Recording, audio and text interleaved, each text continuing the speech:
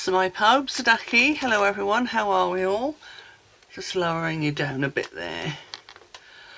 So, I'm back. It's been a couple of weeks, I'm afraid. I didn't manage to get one done last week.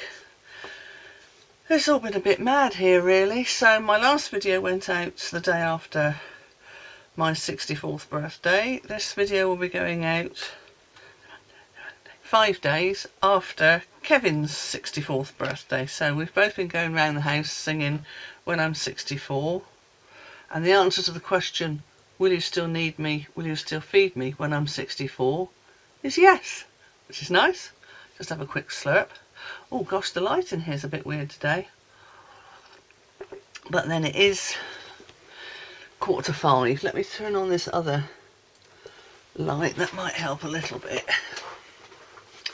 Yeah, it's a bit grey and miserly out there at the moment, and that is 4:45, so I suppose that's dusk at the moment, isn't it? Well, we've had an exciting week here in Wales because we had that storm, whatever it was called. I can't keep up with all the names they keep giving these storms. Why do they keep giving them names? It's just weather. It's what we get in North Wales. But I have to say that we were without water for 48 hours, almost to the minute, which is not bad going. There was a major burst pipe at the treatment works in Dwr, which is, oh, how far away is that? It's quite a way away, and it's affected the whole of Conwy County. So lots of us without water for 48 hours, although I was speaking to a lady in Home Bargains the other day who lives in Colwyn Bay, and she said, no, our water wasn't off at all. So, I don't know, maybe they've got their own private supply. But, yeah, we were without water, so I was going down to the sea with buckets to get buckets of water to flush the toilets, as you do when you've got no water. So that was quite exciting. And then apparently there were people fighting each other over bottled water at the stations where they were, the water company were giving out bottles of water. So I don't know, what's wrong with people, eh? Anyway, we've survived that. We've survived another storm with another name that I can't remember. So yes, it's been an interesting couple of weeks. Anyway, I'll stop waffling. I'll get on with it. I'm going to do a card for you now from the Friendly Seagulls stamp set, which is one of the ones that you can get free in Sale-a-Bration when you spend £55 or more in the catalogue, or main catalogue or the mini catalogue. So that's that. So it's a photopolymer set.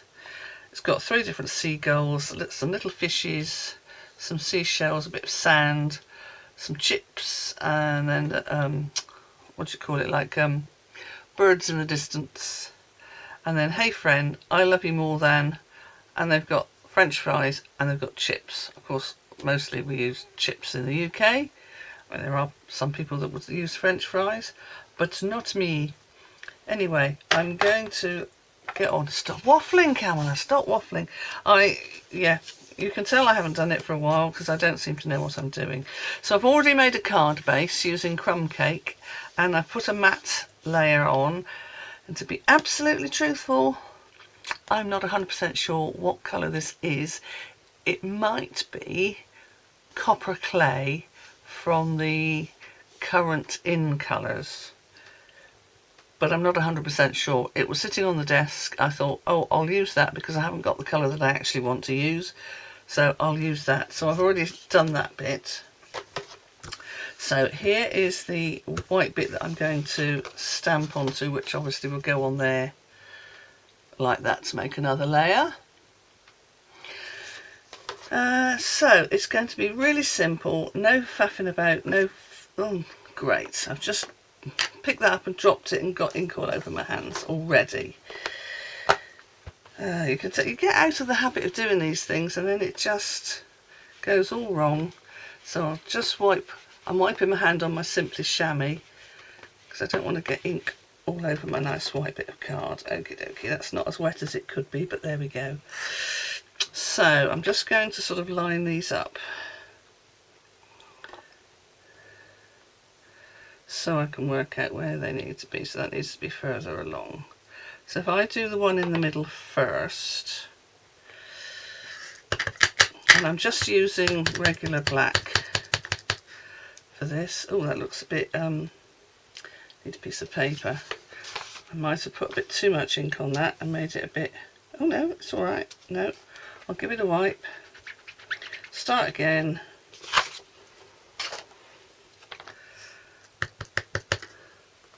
Okay, so I'm going to go right in the middle.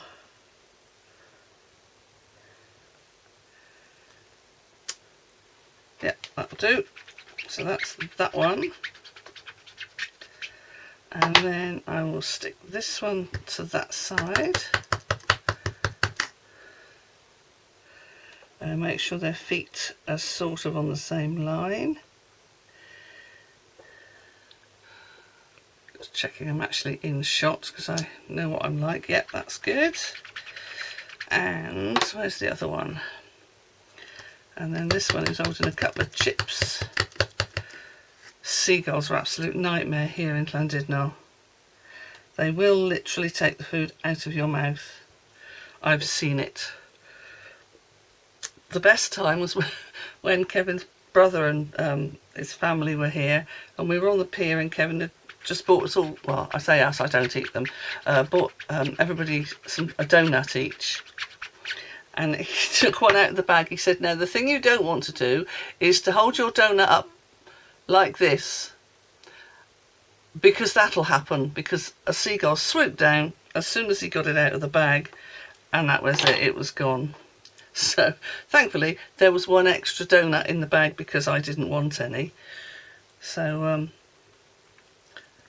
he had mine. But there we go. So I'm just going to do these seagulls off in the distance, and then maybe a second, yeah, to make them look further away. So I bring you down a bit. You still seem to be ages away, and yet the camera's only up here. Maybe so I need to do something to my camera lens, but I'm not going to do it now because I don't know what I'm doing. Right, so I just stamped it once and then stamped it again to make some other birds look further back. And I'm now going to put the lid on my black so I don't stick my hand in it again. Oh dear. Right, then I am going to get, oh, I haven't got that out, have I? I'm going to do some sand and a few shells and bits and pieces down here. So I'm using crumb cake for that. So I'm just going to stamp a few of these bits along here. Don't have to do them regularly. You don't have to do a lot. I think I'll leave it at that. And then I've got the one which is a sand, but I will just put a piece of paper underneath while I'm doing this because I might go over the edge. So then just fill in all the bits with the sand. Turn it round.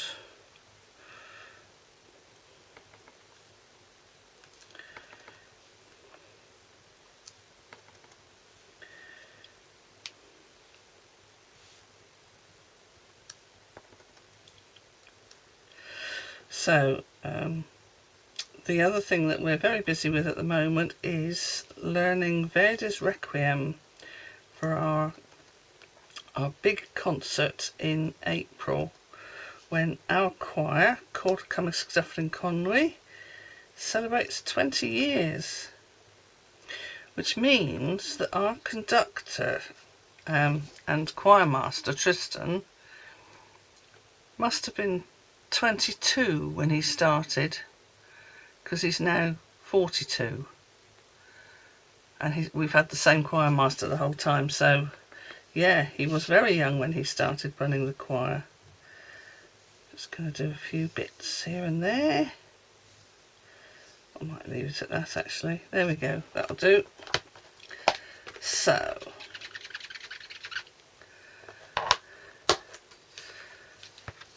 there we go. I've got my gulls and I've got my bits of sand and shells there, and the other birds off in the distance. Now the other thing I'm just going to do is colour in a bit of their wings, and I'm going to do that with one of these, oh, what are they called? I don't know what they're called. You put water in here and it's got a brush on it like a paintbrush. But actually I might need that underneath. So I'm going to use grey granite for one bit of their wing and basic grey for another bit.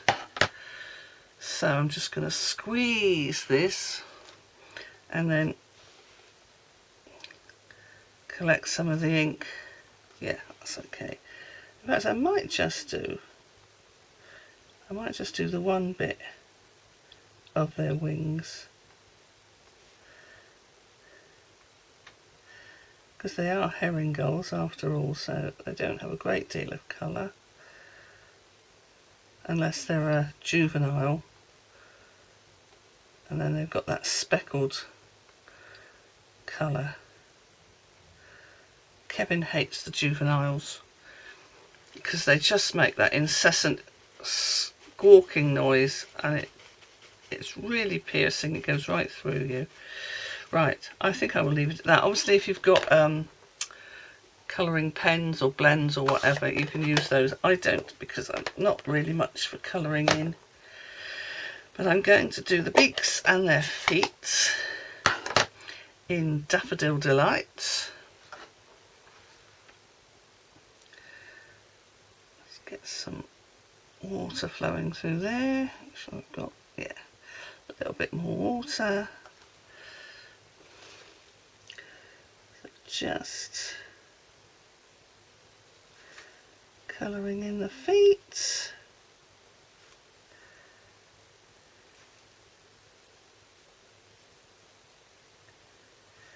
And this one, I'm going to colour in the chips as well.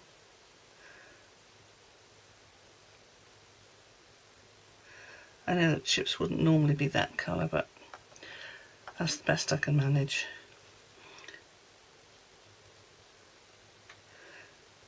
And really, to make them true to life, I ought to put that little red dot that's just on the top of their beak, but I'm not going to do that. It's always funny, people's reactions to the gulls when they see them, because I don't think people often realise how big herring gulls are. And they are huge. Especially when they're standing on something that's up, so that they're at eye level to you. They're very intimidating. Try to keep well away from them, and always make sure if I'm eating anything out, keep one hand, whatever it is, so you've got your chips in here, keep one hand like this, and then as you're eating it, keep this hand there so that they can't get to it, whatever it is you're eating. They are absolute nightmare. But they're a protected species.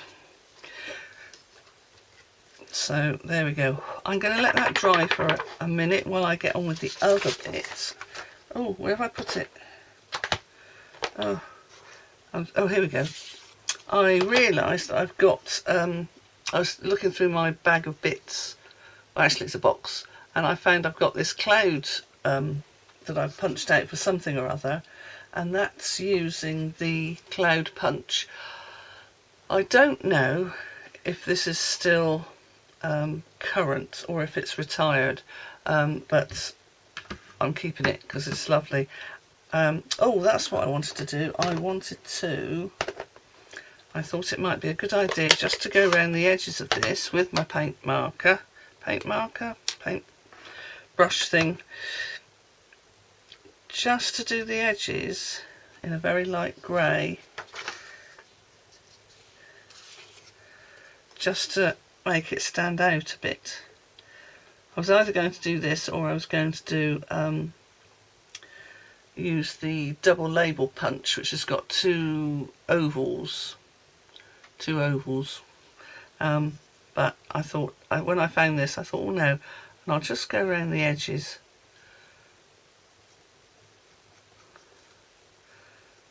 with this.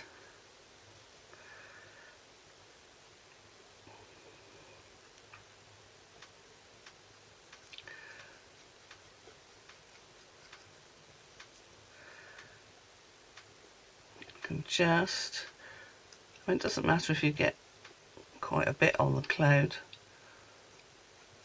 as long as you've got some that it stands out a bit.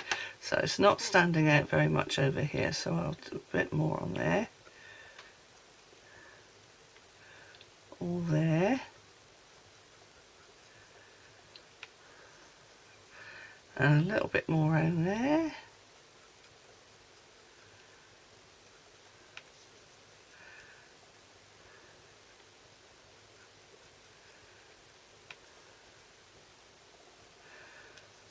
That bit again. Sorry I'm going all quiet, but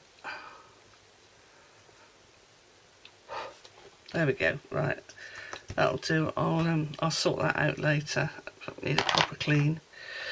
Okay, so, and I'm just going to put a sentiment now. I was umming and ahhing about which sentiment to use from this set, and then in the end I've decided to use the Hey There from Charming Sentiments instead. So I'll put that there. Just make sure I haven't got any more ink on my hands. Right, and then I was also umming and ahhing about what colour to do it in, and in the end I couldn't decide, so I thought I'll just do it in black. So I'll just line that up and stamp that there. Pull that off. There we go. Lovely jubbly.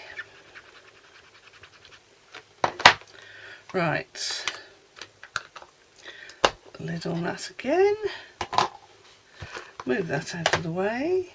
Okay, so I think, yeah, that's dry now, so I can put the glue on the back of this.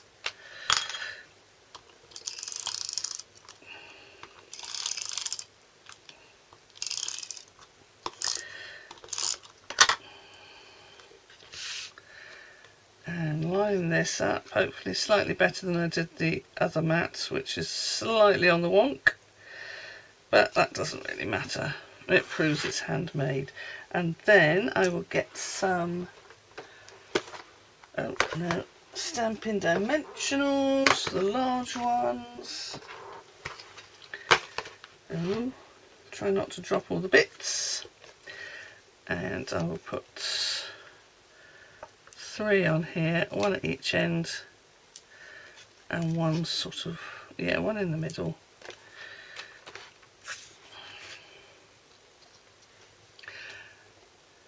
I mean, obviously it's designed to be used with the sentiments that come with it, but I like the fact that you can do whatever you like and use whichever particular sentiment you would like to use. So if I'm just going to put that there. So there you go, there's a simple card. It just says, hey there, with our lovely Friendly Seagulls, which haven't stolen my chips or my sausage rolls. So that's that, and as I said, you get that free with any purchase of £55 or more from Stampin' Up. While I'm thinking about it, I also did another couple of birthday cards using the Wildflower Birthday DSP. Now there's some die cuts, and there's a couple of sheets that have got various bits that you can cut out, and that's what I did with these two.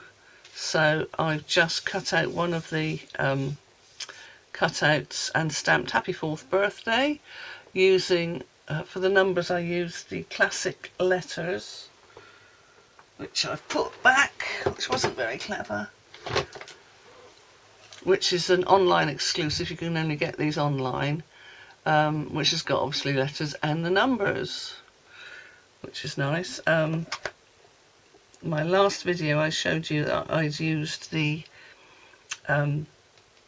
dies from this suite to cut out numbers, but this time I thought I'd just stamp them, so that's why I had to use that set. So I've done one for a 4th birthday and one for an 8th birthday.